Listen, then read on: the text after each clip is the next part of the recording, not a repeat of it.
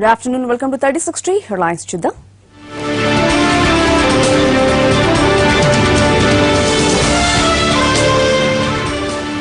దేశానికి మన్మోహన్ చేసిందేమీ లేదు. మాజీ ప్రధానిని టార్గెట్ చేసిన మోడీ.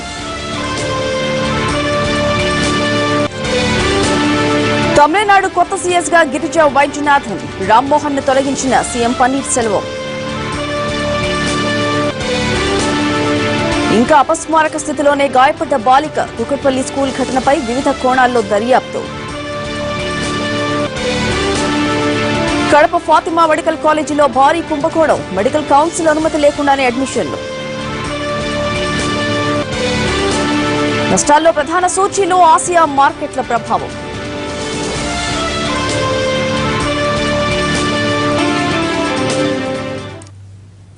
నోట్ల రద్దుపై లీడర్ల మాటలు తూటాలు పేలుతున్నాయి. పార్లమెంట్లో తనకు మాట్లాడే అవకాశం ఇవ్వట్లేదని, ఇస్తే మాటలతో భూకంపం సృష్టిస్తానని మొన్న రాహుల్ గాంధీ సవాల్ చేశారు. ఇప్పుడు రాహుల్ వ్యాఖ్యలకు ప్రధాని మోడీ కౌంటర్ ఇచ్చారు. రాహుల్ మాటలు నేర్చుకోవడం తనకు ఎంతో ఆనందాన్ని ఇస్తోంది అన్నారు. मैं हाउस के अंदर डिमोनेटाइजेशन पे बात करना चाहता हूं, चर्चा करना चाहता हूं. जो जनता के दिल में बात है वो कहना चाहता हूं. जो गरीब लोगों के दिल में बात है वो कहना चाहता हूं. और ये जो पूरा का पूरा नरेंद्र मोदी जी ने अकेले हिंदुस्तान का सबसे बड़ा स्कैम किया है उसके बारे में बताना चाहता हूं. और इसके पीछे क्या है ये भी बताना चाहता हूं. और मुझे रोका जा रहा है. So basically you are saying you are going to prove in the parliament. 100%. If they allow me to speak in parliament, you will see what an earthquake is going to come. क्या वजह? उनके एक युवा नेता हैं, अभी भाषण सीख रहे हैं. ऐसे करते वो भी ऐसे करें.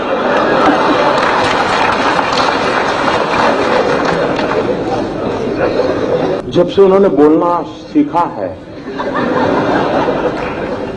और बोलना शुरू किया है, मेरी खुशी का कोई पार नहीं.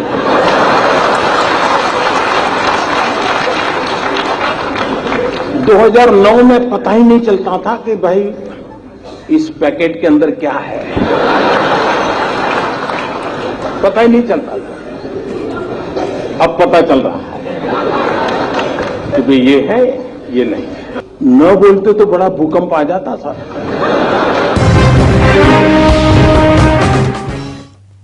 రాహుల్ తో పాటు మాజీ ప్రధాని మన్మోహన్ సింగ్ ను మోడీ టార్గెట్ చేశారు. నోట్ల రద్దుపై పార్లమెంట్లో మన్మోహన్ సింగ్ చేసిన వ్యాఖ్యలపై సెటైర్లు వేశారు. తనను విమర్శిస్తూ మన్మోహన్ సింగ్ చేసిన ప్రసంగం ఆయన పనితీరుకి అద్దం పట్టేలా ఉందన్నారు. ఆ రోజు ఆయన ఇచ్చింది తన రిపోర్ట్ కార్డు కాదని, మన్మోహన్ సింగ్ తన సొంత రిపోర్ట్ కార్డు సభలో ఇచ్చారని విమర్శించారు. मनमोहन सिंह जी, और लोगों को लगता है कि मनमोहन सिंह जी वित्त मंत्री थे, फाइनेंस हमारे देश के प्रधानमंत्री थे, लेकिन बहुत कम लोगों को मालूम है कि 1970-72 से वो देश की अर्थव्यवस्था की कोर टीम में हमेशा रहे हैं. इतने लंबे सर तक और इतने साफ कुशलता देखो, कोई दाग उन पर नहीं लगता है. होता सब है.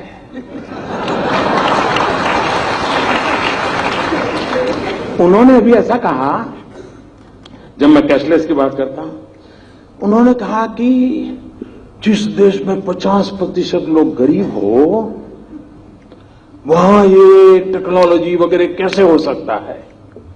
अब मुझे बताओ भाई, ये वो अपना रिपोर्ट कार्ड दे रहे हैं कि मेरा दे रहे हैं?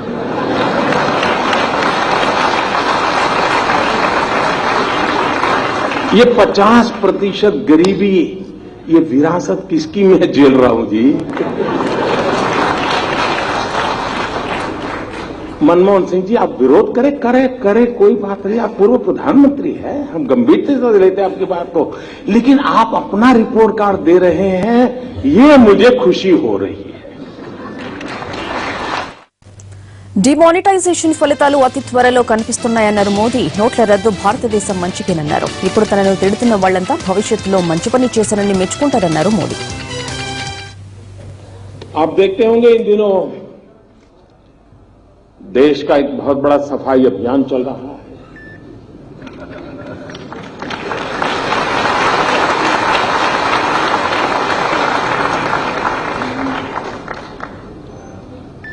अगर गंदगी का बड़ा ढेर हो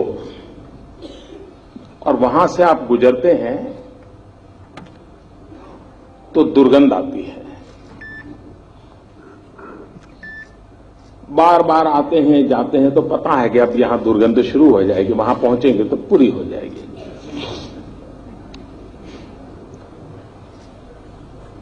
और एक सीमा में दुर्गंध महसूस होती है, उससे ज्यादा फिर महसूस नहीं होती है। लेकिन जब उस ढेर की सफाई शुरू करते हैं तो गंध इतनी ज्यादा महसूस होती है कि वहां से गुजरना मुश्किल हो जाता है।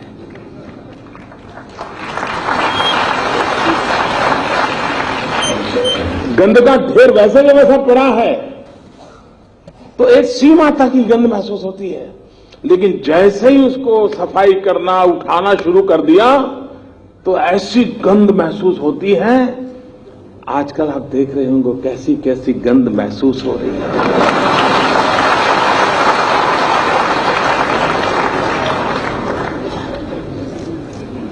लेकिन एक बार ढेर साफ हो जाए तो फिर मन करता नहीं, यार ये तो जगह इतनी अच्छी बगीचा बनाया जा सकता है।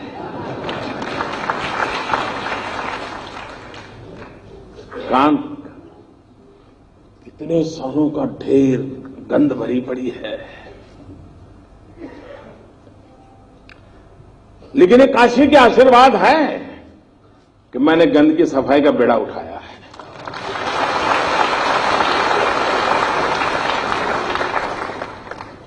भोले बाबा की धरती के आशीर्वाद में भी तो ताकत होती है।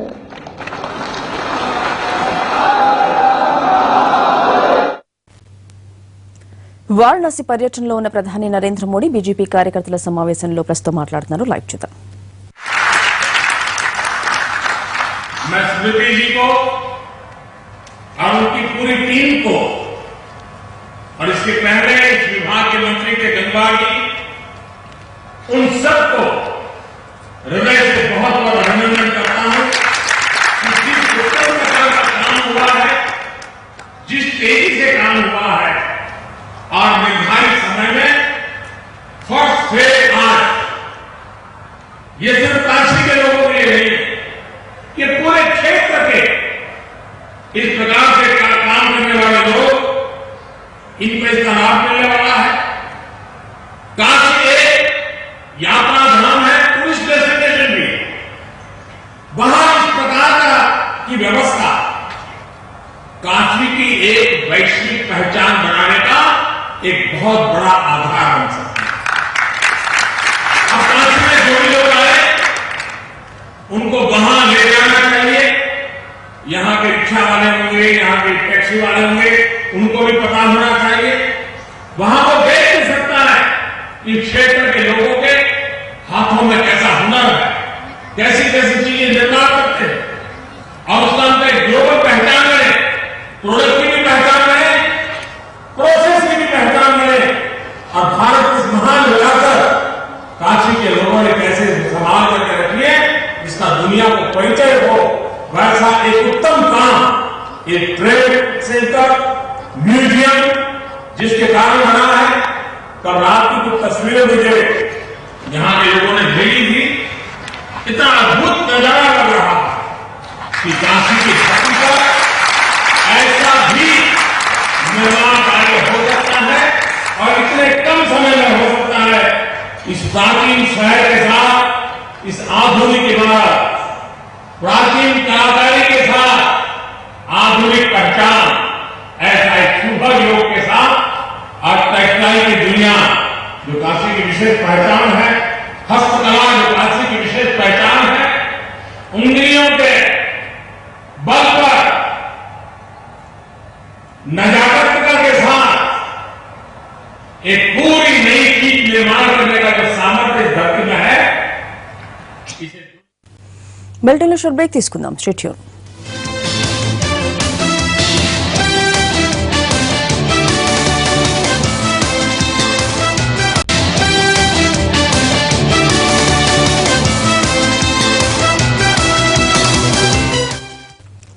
Back to news. Tamil Nadu CS Rammohan రావుపై వేటు పడింది. 2 రోజులుగా జరుగుతున్న పరిణామాలతో సీఎం పన్నీర్ సెల్వం సీఎస్ ను తప్పిస్తూ నిర్ణయం తీసుకున్నారు. రామ్మోహన్ రావు స్థానంలో గిరిజా వైద్యనాథన్ ను నియమించారు. ఆమె ప్రస్తుతం భూ పరిపాలనా విభాగంలో అదనపు కార్యదర్శిగా ఉన్నారు. రామ్మోహన్ రావు నివాసంపై దాడుల్లో భారీగా నగదును స్వాధీనం చేసుకున్నారు. దీంతో పాటు ఆయన కుమారుడి దగ్గర కూడా లెక్కల్లో చూపని బంగారం, నగదును గుర్తించారు. బంధువుల ఇళ్లలోనూ కీలక పత్రాలు దొరికాయి. దీనికి తోడు సెక్రటేరియట్ లో సీఎం ఉండగానే పక్కనే ఉన్న సీఎస్ కార్యాలయంలో ఐటీ సోదాలు జరగడంతో పరువు పోయినట్లు పన్నీర్ సెల్వం భావించారు. ప్రతిపక్షాలు కూడా రామ్మోహన్ రావును తప్పించాలని డిమాండ్ చేశాయి. దీంతో రామ్మోహన్ రావుకు ఉద్వాసన తప్పలేదు. గిరిజా వైద్యనాథన్ 1981వ బ్యాచ్ అధికారిని. ఆమెకు 2.5 ఏళ్ల పదవీ కాలం ఉంది. ఆర్థిక పథకాల అమల్లో ఆమెకు మంచి అనుభవం ఉంది. Vigilance commissioner, administrative reforms commissioner గా కూడా ఆమె కొనసాగనున్నారు. ప్రస్తుత సీఎస్ రామ్మోహన్ రావు గిరిజా వైద్యనాథన్ కంటే 4 ఏళ్లు జూనియర్. జయలలిత అధికారంలోకి రాగానే అప్పటి సీఎస్ ను తొలగించి మరీ రామ్మోహన్ రావుకు బాధ్యతలు అప్పగించారు.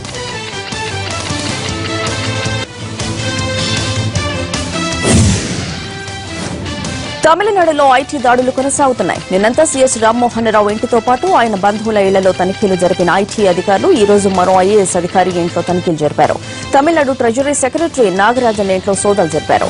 6 కేజీల బంగారం, 1,25,00,000 నగదును స్వాధీనం చేసుకున్నారు. ఇంకా ఆయన సోదాలు కొనసాగుతున్నాయి.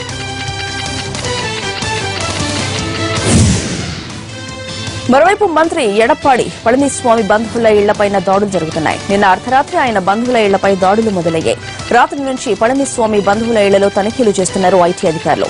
ఆయనకు బాగా సన్నిహితుడైన ఓ కోఆపరేటివ్ బ్యాంకు చైర్మన్ ఇంట్లో సోదాలు నిర్వహించారు.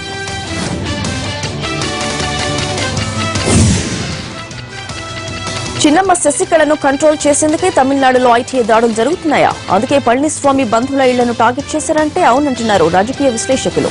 పళనిస్వామి శశికళకు వీర విధేయుడు. జయ మరణం అనంతరం అతన్ని సీఎం చేయాలని తీవ్రంగా ప్రయత్నించారు శశికళ. అయితే ఆమె ప్రయత్నాలకు బీజేపీ చెక్ పెట్టింది. దీంతో అప్పట్లో పళనిస్వామి సైడ్ అయిపోయారు. ఇలాంటి సమయంలోనే తిరిగి పళనిస్వామి బంధువుల ఇళ్లు, ఆయనకు మద్దతిచ్చే అధికారులు, నేతల ఇళ్లలో ఐటీ దాడులు జరుగుతుండడం విశేషం. నిన్న అర్ధరాత్రి వరకు పళనిస్వామి బంధువులకు చెందిన కోఆపరేటివ్ బ్యాంకులు తనిఖీలు జరిగాయి. ఇవాళ ఉదయం నుంచి పళనిస్వామి వర్గంలో కీలక అధికారి తమిళనాడు ట్రెజరీ సెక్రటరీ నాగరాజన్ ఇంట్లో ఐటీ దాడులు చేశారు. ఇప్పటి వరకు 1,20,00,000 నగదు, 6 కిలోల గోల్డ్ సీజ్ చేశారు. ఇప్పటికీ సోదాలు చేస్తూనే ఉన్నారు అధికారులు. శశికళతో పాటు పళనిస్వామిని కంట్రోల్ చేసేందుకు ఈ దాడులు జరుగుతున్నాయని ఆరోపిస్తోంది శశికళ వర్గం.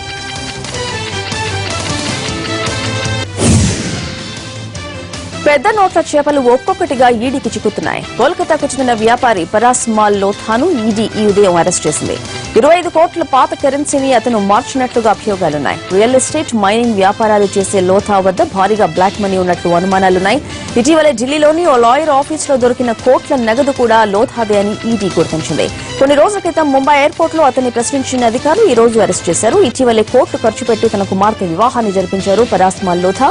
దీనికి పెద్ద సంఖ్యలో రాజకీయ నాయకులు హాజరయ్యారు. నల్ల కుబేరుల డబ్బు గుట్టలు గుట్టలుగా బయటపడుతోంది. చెన్నై ఎయిర్పోర్ట్ లో ఏకంగా 1,34,00,000 రూపాయలు స్వాధీనం చేసుకున్నారు అధికారులు. ఇవన్నీ కూడా కొత్త 2,000 నోట్లు కావడం విశేషం. ఈ డబ్బును తరలిస్తున్న 5గురిని అదుపులోకి తీసుకున్నారు అధికారులు. ఇంత భారీగా డబ్బు ఎలా వచ్చిందన్న దానిపై 5గురిని ప్రశ్నిస్తున్నారు.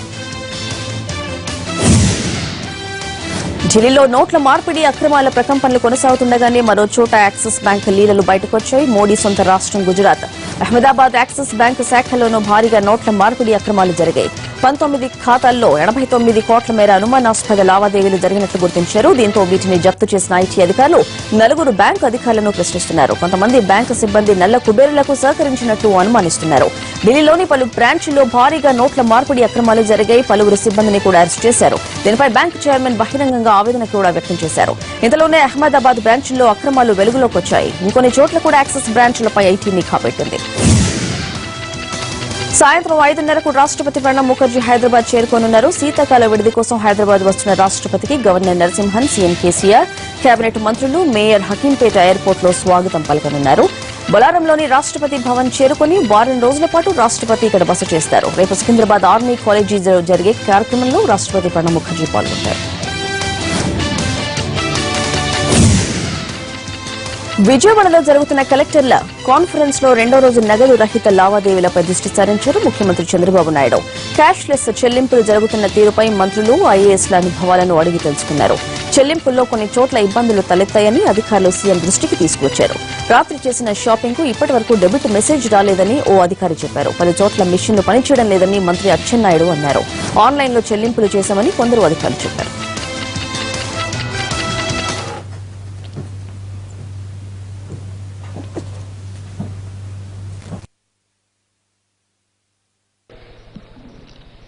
సార్ నేను ఒక స్టేషనరీ షాప్లో ఒక పెన్ పర్చేస్ చేశాను సార్ అక్కడికి వెళ్ళి. అయితే ఆధార్ నంబర్ ఇచ్చినాను, ఫింగర్ ప్రింట్ ఇచ్చిన తర్వాత నాకు మామూలుగా కార్డు యూజ్ చేస్తే వెంటనే మొబైల్ అలర్ట్ వస్తుంది సార్ బ్యాంక్ నుంచి. దీంట్లో మొబైల్ అలర్ట్ ఇంతవరకు రాలేదు సార్. బట్ వాళ్ళకి వెళ్ళింది అలర్ట్, వాళ్ళ అకౌంట్కి 100 రూపీస్ క్రెడిట్ అయినట్టు వెళ్ళింది, నా అకౌంట్ నుంచి డిడక్ట్ అయినట్టు ఇంతవరకు కూడా రాలేదు sir.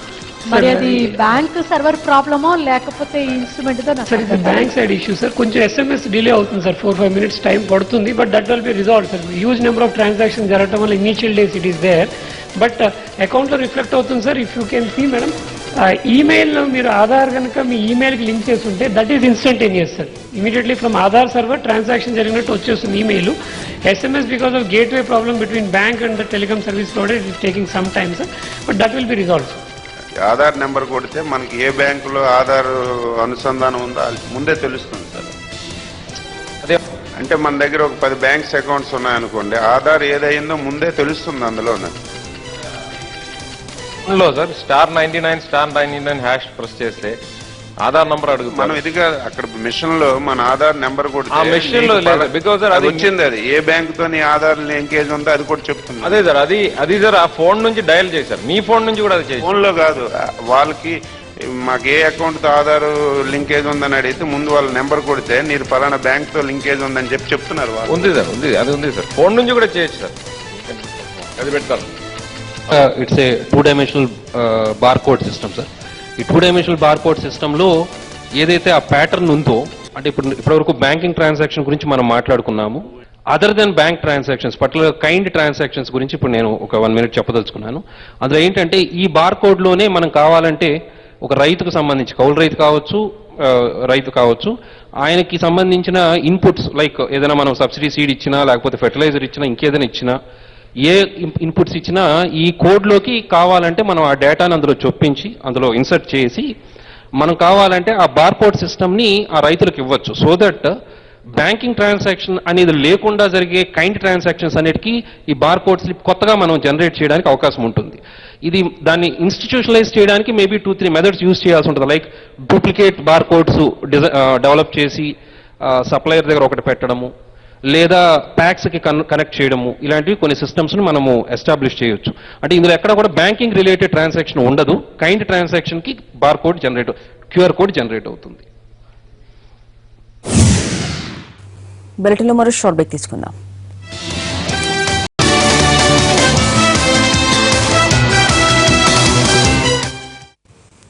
Back to news. Hyderabad నగరం తాగునీటి అవసరాల కోసం కొత్త రిజర్వాయర్లు నిర్మిస్తామన్నారు మంత్రి కేటీఆర్. హైదరాబాద్ ఓల్డ్ సిటీలో తాగునీటి సమస్యపై వాళ్ళ అసెంబ్లీలో చర్చ జరిగింది. పాత బస్తీలో సరఫరా చేస్తున్న నీటిలో ఈ కొలి ఎక్కువగా ఉందని MIM ఎమ్మెల్యే అసదుద్దీన్ ప్రభుత్వాన్ని ప్రశ్నించారు. నగరంలో సురక్షిత తాగునీటి కోసం రిజర్వాయర్లు పెంచాలని కోరారు. ఈ ప్రశ్నకు సమాధానం ఇచ్చిన పట్టణ శాఖ మంత్రి కేటీఆర్ నగరంలో కొత్త రిజర్వాయర్లు నిర్మిస్తామని సభకు తెలిపారు. कि आपको कितना पानी शहर को आ रहा है, गोदावरी से होने दीजिए, कृष्णा से होने दीजिए, सिंगूर मांजरा से होने दीजिए, हिमायत सागर, उस्मान सागर, कितना पानी आपको आ रहा है? और उसके बाद मेरा सवाल है मिनिस्टर साहब से, सर जितना पानी आ रहा है उन पानी को स्टोर करने के लिए क्या उतने ओवरहेड रिजर्वायर्स है क्या हमारे पास? Sir I would also like to know, sir I have the details. The one who's saying hey, kindly get up and give me the reply. Whoever is saying yes, if not, just keep quiet. Do not disturb. They don't know anything. They want to say hey, nahi hai, chutte. They want to pass on comments. Sir, the reservoirs, sir, I'll give the details, sir. The total reservoirs are 1,285 ml, sir. Sir, and the existing can take only 554 ml. This is the reality. An additional 731 ml is required to store, sir. We need a reservoirs. We do not have this system. Sir, I am not blaming this government, but the governments before them did this grave mistake. We need to rectify these mistakes. Sir, reservoirs lo మరి మనం చూసినట్టయితే దాదాపుగా మీరు north of Musi తీసుకుంటే పాటిగడ్డలో కానీ, నారాయణగూడలో కానీ, చిల్కల్గూడలో కానీ, షేక్పేట్లో కానీ, ఆసిఫ్ నగర్లో కానీ, తట్టిఖానా కానీ, అల్లాబండాలో కానీ మొత్తం ఒక 7 రిజర్వాయర్లను పూర్తి చేయడం జరిగింది అధ్యక్ష. దాంతో పాటు ఓల్డ్ సిటీయే తీసుకుంటే, సౌత్ ఆఫ్ మూసీ తీసుకుంటే మీరాలం, ఆస్మాన్గఢ్, బండ్లగూడ, చెంచల్గూడ, మైసారం, రియాసత్ నగర్, బార్ఖాస్ ఇవంతటా కూడా మనం కంప్లీట్ చేసాం అధ్యక్ష. కడప ఫాతిమా మెడికల్ కాలేజీలో భారీ స్కామ్ బయటపడింది. ఎంసీఐ పర్మిషన్ లేకుండా అడ్మిషన్లు ఇచ్చిన యాజమాన్యం ఇందుకోసం ఒక్కో విద్యార్థి వద్ద 50 లక్షల నుంచి ₹1 కోటి వసూలు చేసింది. ఇలాంటి అడ్మిషన్లు పొందిన విద్యార్థుల్ని పరీక్షలు రాసేందుకు అనుమతి ఇవ్వలేదు ఎన్టీఆర్ హెల్త్ యూనివర్సిటీ. దీంతో 100 మంది విద్యార్థులు రోడ్డున పడ్డారు.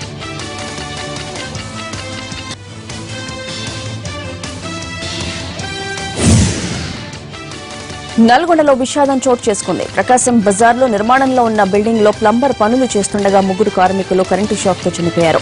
వీరిని సైదులు, శివరాజ్, విజయ్లుగా గుర్తించారు. బిల్డింగ్ పైన విద్యుత్ తీగలు గమనించకపోవడం వల్లే ఈ దుర్ఘటన జరిగిందంటున్నారు పోలీసులు. దీనికి బిల్డింగ్ యజమాని బాధ్యత వహించాలంటున్నారు మృతుల కుటుంబ సభ్యులు.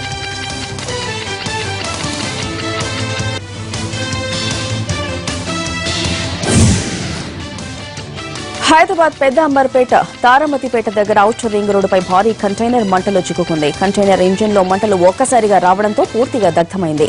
డ్రైవర్ తో పాటు మరో వ్యక్తి మంటల నుంచి తప్పించుకున్నారు. మలేషియా నుంచి దిగుమతి చేసుకున్న పరికరాలు అగ్నికి ఆహుతయ్యాయి. ఖట్కేసర్ వైపు నుంచి శంషాబాద్ వైపుకు వెళ్తుండగా ఈ ప్రమాదం జరిగింది. సంఘటనా స్థలానికి చేరుకున్న పోలీసులు అగ్నిమాపక శాఖ అధికారులకు సమాచారం అందించారు. అప్పటికే మంటల్లో కంటైనర్ పూర్తిగా దగ్ధమైంది.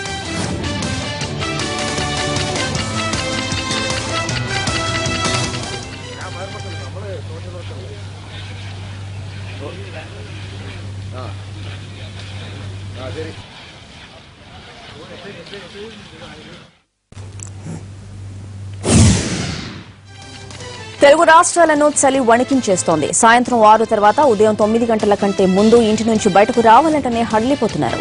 ఏపీ, తెలంగాణలో సాధారణం కంటే 2 నుంచి 5 డిగ్రీల తక్కువగా ఉష్ణోగ్రతలు నమోదవుతున్నాయి. హైదరాబాద్ లో పరిస్థితి మరింత తీవ్రంగా ఉంది. 11.4 డిగ్రీల కనిష్ట ఉష్ణోగ్రతతో భాగ్యనగరంపై మంచు దుప్పటి కప్పేసింది.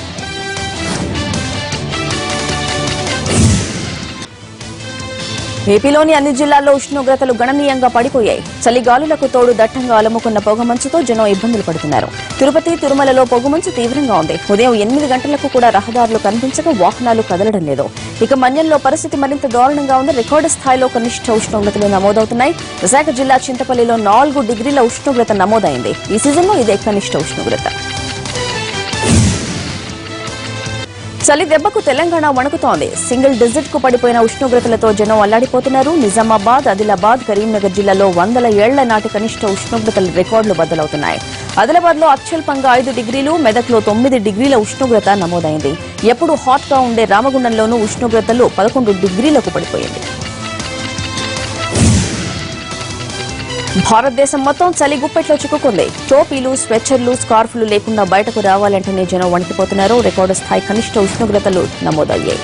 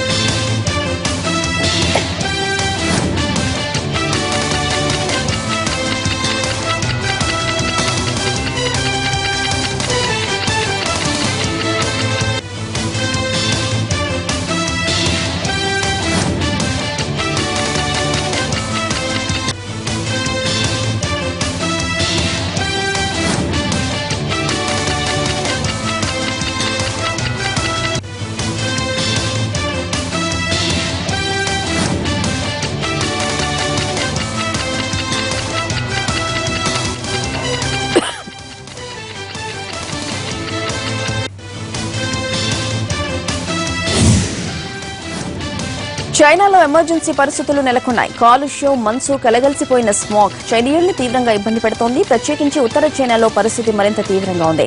27 నగర పాలక సంస్థలు రెడ్ అలర్ట్ ప్రకటించాయి. దాదాపుగా 40 కోట్ల మంది ప్రజలు హెల్త్ ఎమర్జెన్సీలో ఉన్నారని అంతర్జాతీయ సంస్థలు చెబుతున్నాయి. వరల్డ్ హెల్త్ ఆర్గనైజేషన్ ప్రమాణాల ప్రకారం క్యూబిక్ మీటర్ గాలిలో 2.5 మైక్రాన్ కు మించకూడదు. కానీ చైనాలోని చాలా నగరాల్లో 25 మైక్రాన్స్ ఉంది. అంటే నిర్దేశిత ప్రమాణాల కంటే 10 రెట్లు ఎక్కువ కాలుష్యంతో చైనీయులు ఉక్కిరిబిక్కిరవుతున్నారు.